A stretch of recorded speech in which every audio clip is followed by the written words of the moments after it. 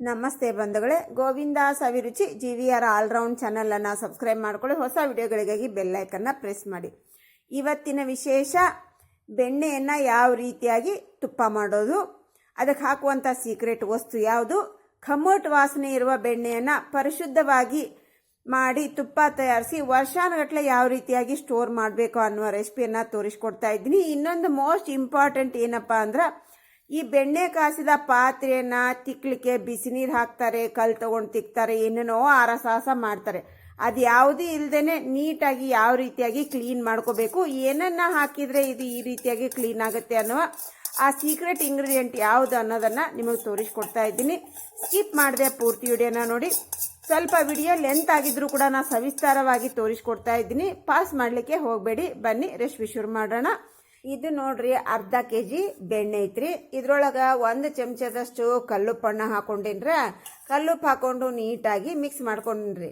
ನೀವು ಸಣ್ಣ ಉಪ್ಪು ಹಾಕೊಳಕ್ಕೆ ಹೋಗ್ಬೇಡ್ರಿ, ಕಲ್ಲುಪ್ಪನ್ನ ಹಾಕೋರಿ. ಸಣ್ಣ ಉಪ್ಪು ಹಾಕಿದ್ರೆ ಅದ್ರೊಳಗೆ ಸೋಡಾ ಮಿಕ್ಸ್ ಇರ್ತೈತ್ರಿ. ಮತ್ತು ನೀವು ಕಾಸ್ಬೇಕಾದ್ರೆ ಬೆಣ್ಣೆ ದಬ ದಬ ಅಂತ ಉಕ್ಕಿ ಬಿಡ್ತೈತ್ರಿ. ಏನಪ್ಪ ಇವ್ರು ಉಪ್ಪು ಹಾಕಂತಂದ್ರು ಮತ್ತು ಎಣ್ಣೆಲ್ಲ ನಮ್ಮ ಬೆಣ್ಣೆಲ್ಲ ದಬ ದಬ ಉಕ್ಕಿ ಹೋಯ್ತು, ವೇಸ್ಟ್ ಆಯಿತು ಅಂತ ಅನ್ಬೇಡ್ರಿ. ಅದಕ್ಕೋಸ್ಕರ ನಾ ಹೇಳಾಕತ್ತೀನಿ, ನೀವು ಕಲ್ಲುಪ್ಪನ್ನು ಹಾಕಿ ತೊಳಿರಿ. ಚಲೋ ಹೊತ್ನ್ಯಾಂಗ ಹಿಂಗೆ ಮಿಕ್ಸ್ ಮಾಡ್ಕೋಬೇಕ್ರಿ. ಮೊದಲು ನಾವು ಬೆಣ್ಣೆ ಒಳಗೆ ಕಲ್ಲುಪ್ಪು ಹಾಕಿದ್ದೆಲ್ಲ ಉಪ್ಪು ಅದ್ರೊಳಗೆ ಕರಿಗಿ ಚಲೋ ಹೊತ್ನ್ಯಾಗ ಬೆಣ್ಣೆಗ ಮಿಕ್ಸ್ ಆಗ್ಬೇಕ್ರಿ.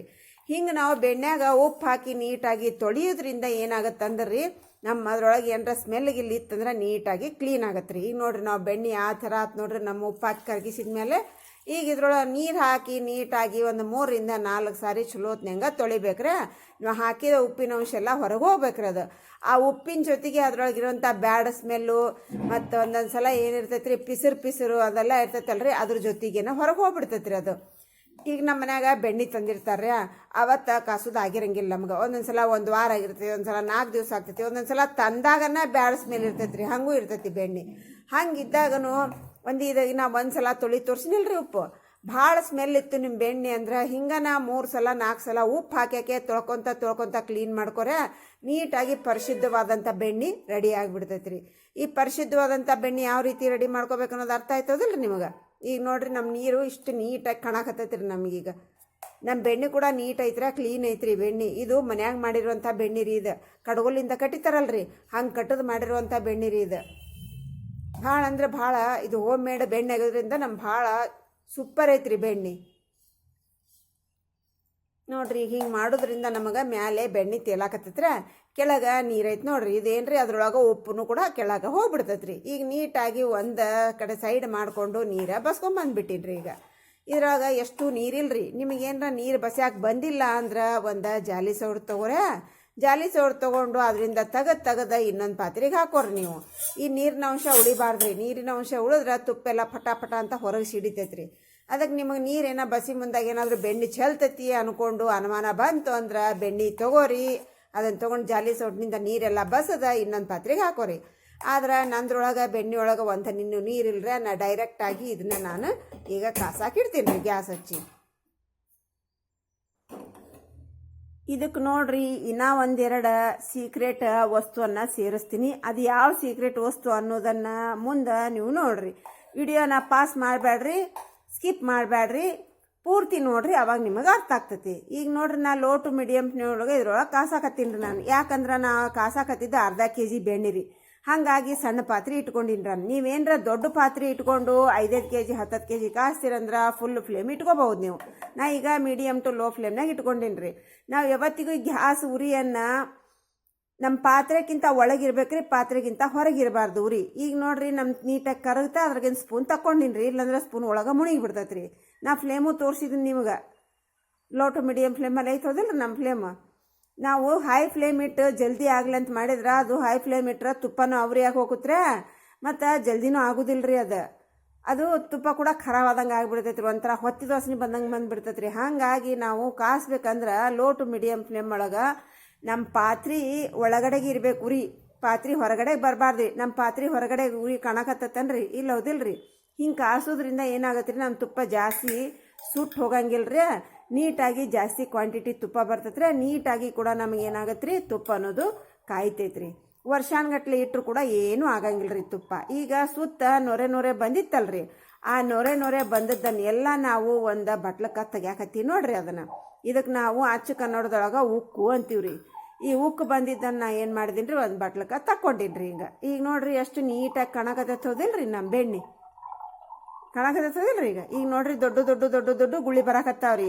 ಇದು ಆಲ್ಮೋಸ್ಟ್ 90% ನಮ್ಮ ತುಪ್ಪ ಆಗೈತೆ ರೀ. ಈಗ ನೋಡಿರಿ ಎಲೆ ಹಾಕಿದ್ದೀನಿ ರೀ, ನಾನು ವಿಳ್ಯದ ಎಲೆ ಹಾಕ್ತೀನಿ ರೀ 2. ಇದು 2ನೇ ಸೀಕ್ರೆಟ್ ವಸ್ತು ರೀ ನಾನು ಹಾಕಿದ್ದು. ಇನ್ನೂ ಒಂದು ಸೇರಿಸ್ತೀನಿ ರೀ, ಅದು ಸೀಕ್ರೆಟ್ ವಸ್ತು ಏನನ್ನೋದು, ಅದ್ರ ಪ್ರಯೋಜನ ಏನನ್ನೋದು ನಾನು ಹೇಳ್ತೀನಂತ ನೋಡಿರಿ, ನೀವು ವಿಡಿಯೋ ನೋಡಿರಿ. ಈಗ ನೋಡಿರಿ ಇದು ಹಾಕಿದ್ದೀನಿ ರೀ. ಹಾಕಿದ ಮೇಲೆ ನೋಡಿರಿ ವಿಳ್ಯದಲ್ಲಿ ಸ್ವಲ್ಪ ಸಿಂಕ್ ಆಗಲ್ಲ ರೀ. ಈಗ ಗ್ಯಾಸ್ ಆಫ್ ಮಾಡ್ಕೊಂಡಿನಿ ರೀ ನಾನು. ಗ್ಯಾಸ್ ಆಫ್ ಮಾಡ್ಕೊಂಡ್ಮೇಲೆ ನೋಡಿರಿ ಹುಣಸೆ ಹಣ್ಣು ರೀ, ಅದ್ರ ಕಡ್ಡಿ ಸ್ವಲ್ಪ ಏನರ ಸಿಪ್ಪಿ ಗಿಪ್ಪಿ ಇದ್ದದ್ದು ನೀಟಾಗಿ ತಕ್ಕೊಂಡು ಅರ್ಧ ಕೆಜಿಗೆ ಇಷ್ಟು ಹುಣಸೆ ಹಣ್ಣು ಹಾಕ್ಬೇಕ್ರಿ. ನಾನು ಫುಲ್ ತೋರ್ಸಿನಿ ರೀ, ಅದಕ್ಕೆ ನಾನು ಕಟ್ ಮಾಡಿಲ್ಲ ರೀ. ಇದನ್ನ ಹಾಕಿ ಮುಚ್ಚಿಟ್ಟು ಬಿಡ್ಬೇಕ್ರಿ. ಈಗ ನಾವು ಹುಣಸೆ ಹಣ್ಣು ಹಾಕೋದ್ರಿಂದ ಏನಾಗತ್ತೆ ರೀ, ಅದ್ರೊಳಗೆ ಇರುವಂಥ ಒಳಗಿಂದೆಲ್ಲ ಏನು ವೇಸ್ಟ್ ಅನ್ನೋದೆಲ್ಲ ಹಿರ್ಕೊಂಡ್ಬಿಡ್ತೈತೆ ರೀ ಅದು. ಈಗ ನೋಡಿರಿ ಇದು ಟಿಪ್ಸ್ಗೂ ಕೊಡ್ತೀನಿ ನೋಡ್ರಿ ನಿಮಗೆ ನಾನು. ಈ ತುಪ್ಪ ಕಾಸ್ಬೇಕಾದ್ರೆ ಸುತ್ತೆಲ್ಲ ಸಿಡ್ದಿರ್ತೈತೆ ರೀ.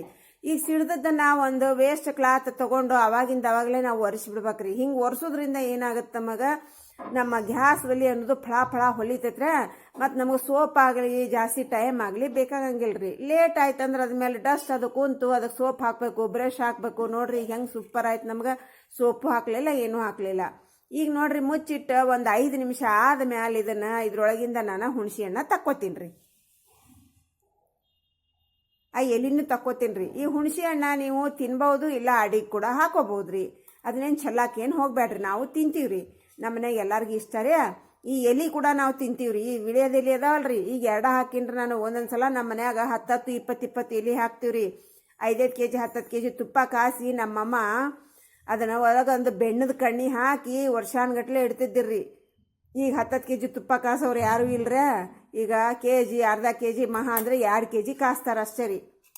ಈಗ ಬೆಲ್ಲ ಹಾಕೋ ಅವಶ್ಯಕತೆ ಇಲ್ಲರಿ ಅದಕ್ಕೆ. ಈಗ ನೋಡಿರಿ ಇದು ನಾನು ಎಲೆ ಮತ್ತು ಹುಣಸೆ ಹಣ್ಣು ನಾವು ಹಂಗನ ತಿಂತೀವಿ ರೀ. ಇದನ್ನು ನೀವು ಕೂಡ ಚೆಲ್ಲಾಕ ಹೋಗ್ಬೇಡ್ರಿ, ಭಾಳ ಚಲೋ ಇರ್ತೈತಿ, ತಿನ್ನಿರಿ. ಈಗ ಬಿಸಿ ಇರ್ತೈತಲ್ರಿ, ಇಕ್ಕಳ ತೊಗೊಂಡು ಸೋಸಕ್ಕೆ ಹೋಗ್ಬೇಡ್ರಿ. ಕೈ ಜಾರ್ತಂದ್ರೆ ಪಟ್ ಅಂತ ಒಂದೊಂದ್ಸಲ ಇಕ್ಕಳು ಏನಾಗ್ತಾವ್ರಿ, ಕಟ್ ಆಗ್ತಾವೆ, ಇಲ್ಲಾಂತರ ಕೈ ಜಾರ್ತಾವೆ.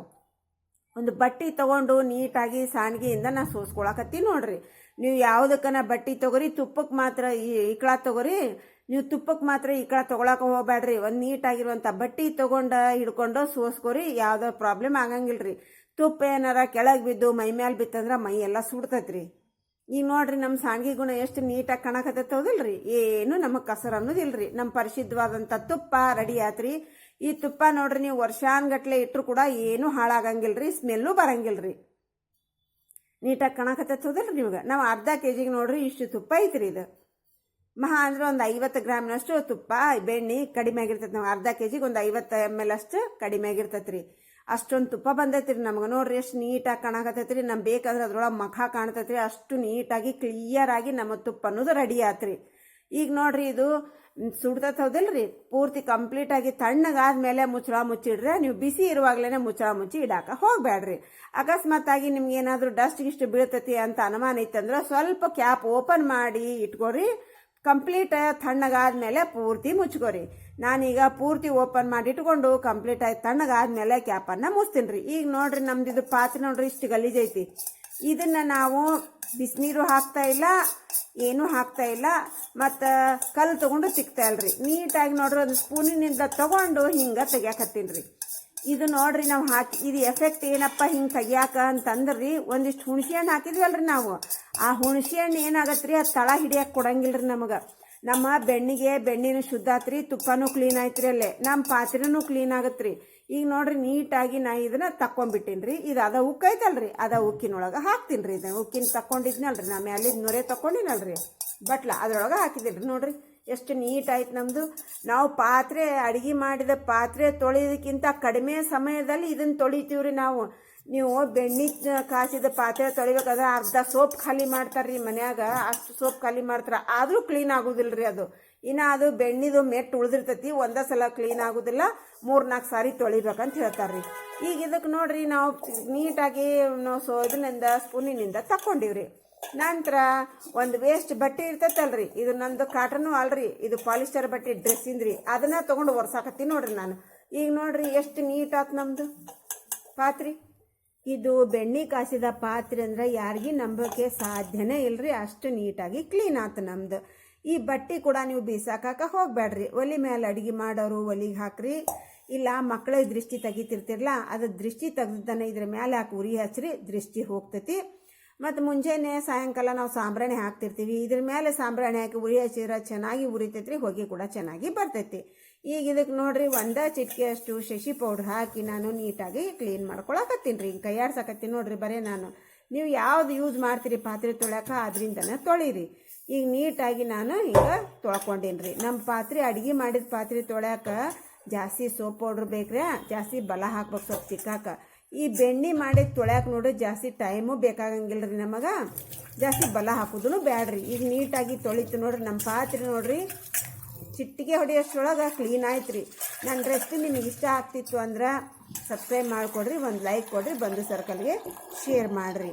ಇದ್ರ ಬಗ್ಗೆ ನಿಮಗೆ ಏನು ಅನಿಸ್ತು ಅನ್ನೋದನ್ನು ನಿಮ್ಮ ಒಪಿನಿಯನ್ ಕಮೆಂಟ್ ಮುಖಾಂತರ ತಿಳಿಸ್ರಿ. ಸಪೋರ್ಟ್ ಮಾಡ್ತಾ ಇದ್ದೀರಾ, ನಿಮ್ಮ ಅನಿಸಿಕೆಯನ್ನು ಹೇಳ್ತಾ ಇದ್ದೀರಾ, ತುಂಬಾ ಸಂತೋಷ ಆಗುತ್ತೆ ಬಂಧುಗಳೇ. ನಿಮ್ಮ ಸಪೋರ್ಟ್ ಸದಾ ನನಗೆ ಇದೇ ರೀತಿಯಾಗಿ ಇರಲಿ ಅಂತ ಕೇಳ್ತೀನಿ ಬಂಧುಗಳೇ. ಇವಾಗ ನೋಡ್ರಿ ನಮ್ಮ ಪಾತ್ರೆ ಫಳ ಹೊಳ್ಯಾಕತ್ರಿ. ಹೆಂಗೆ ನಾವು ಮಾಡಬೇಕು ಅನ್ನೋದು ಸಂಪೂರ್ಣ ಅರ್ಥ ಆಯ್ತು ಹೌದಿಲ್ಲ ರೀ. ಟ್ರೈ ಮಾಡಿರಿ. ಇವತ್ತಿನ ರೆಸಿಪಿಯಲ್ಲಿ ಮುಗಿಸೋಣ, ಇನ್ನೊಂದು ರೆಸಿಪಿಯಲ್ಲಿ ಸಿಗೋಣ. Thanks for watching. ಬಾ.